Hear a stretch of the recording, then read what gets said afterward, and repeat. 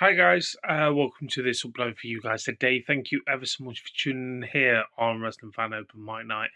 Obviously, I will be getting more guests very, very soon. Obviously, as you can tell, I've not got around to organising everything in my room yet. So bear with, guys. Bear with, guys. I have got a few people in the pipeline. You never know when they may pop up. So the only way you're going to find out is if you hit that subscribe button, hit that bell icon to be in and updated any time when you as an individual, yes, you that is watching this, wants to see me talk about professional wrestling, you will be notified. Now, I want to say this is 9 times somewhere in the world that may be. And as I'm recording this, it's night time. So, well, early hours in the morning. I woke up early. And I want to say this. Um, as you may or may not do, I do like AEW, what they have to offer, although sometimes I don't have time to watch Collision. So that's why I don't talk about it that much. But I tell you one thing that really caught my eye. Nixon, you, formerly known as Tegan Knox, in AEW. I've wanted this for a while now, and my god, this is a golden opportunity, and I'm really ecstatic about this because, and as well, she's literally got a girlfriend with her.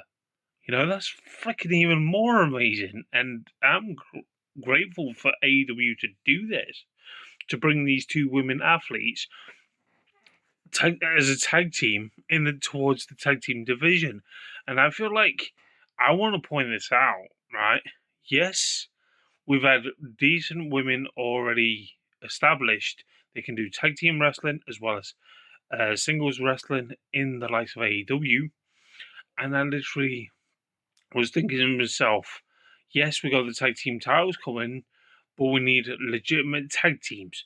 I've been stressing this for a while now. Since these belts were announced, I was actually talking about it. I think not that too long ago, when these belts were confirmed. I think I talked about it on that very video that we need actually legitimately women's tag team division to give that some entity towards the likes of what AEW has to offer for the women's wrestling. And I'm all for this because she's now established as a tag team wrestler on the independent circuit with a girlfriend. I'm all for this, because it opens more doors, more opportunities towards other women coming in that are well established women's professional wrestling talent. That's what I felt like WWE should have latched on if they were going to launch it as they launched their women's division towards the tag team ones. Even though they put the likes of, as far as I can remember, the last time I checked was Charlotte Flair and Alexa Bliss as a tag team, but it's worked in their favor. They're showing a lot of charisma. That was a rarity that what WWE actually had when they put two women wrestlers together. And it's quite funny that Anna Jay literally and Ty Mello literally mentioned about putting random tag teams, women's wrestlers together. I feel like that was a cheap dig towards the likes of WWE.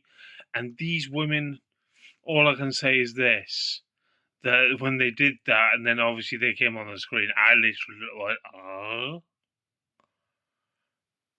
So they've actually added a bit more depth to that division, even though yes, these, like I've already mentioned, these women can actually work both singles and tag teams, although they are focusing on to bring in more women's tag team. It proves how much that revolving door and open door towards going forward. I'm literally really excited about the women's wrestling in the likes of AEW at the moment. It's red hot at the moment, and if they are bringing more tag teams in, more established tag teams from likes of obviously Stardom, Pro Wrestling Eve, maybe the list is endless of possibilities. It's like a revolving door. Even though if they're not signed actually under official contract, but they actually make those one-off appearance or two-off appearances, it will make those belts feel worthwhile to come into that company to take on these women. And I'm really, really excited about this, because it's a dying art form. I feel like I would say the likes of WWE towards tag team wrestling, even though yes, I've said I've had the women's one, but as well as the males one, it just shows you how much that Tony Khan wants to make this work and make it worthwhile. Because end of the day, we've got some great male tag teams and well-established male tag teams in the AEW males side of things. But them to open that door for other companies to come in or other wrestlers to make that a moment to shine, I'm really looking forward to seeing what else they actually aim to pull off. And I'm really excited about this. When I saw the brackets, obviously you can find them on the internet.